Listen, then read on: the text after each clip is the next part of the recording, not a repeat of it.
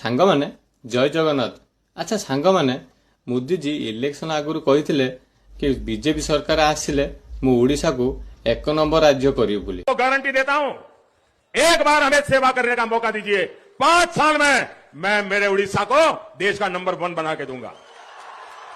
आ जहाँ कही से करिकी मध्य देखेले आपनकर विश्वास हो ना टिके न्यूज टा देखंतु। हिंसा अपराध रे वर्तमान समय पूरा देश में ओडिशा 1 नंबर स्थान में रही और आपण जदि महिला विरोधी हिंसा कथा कहबा पूरा देश में ओडिशा द्वितीय स्थान में रही।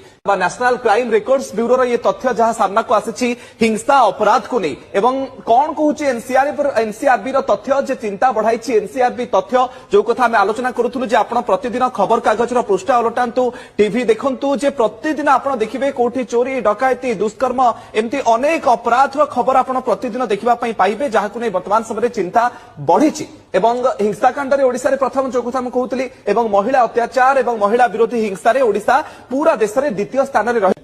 मु जहाँ कहली ठीक कि भूल आपण माने कमेंट रे जणाबे आ शेयर फॉलो करियो केबे भी भूलिबेनी। रहिली जय जगन्नाथ।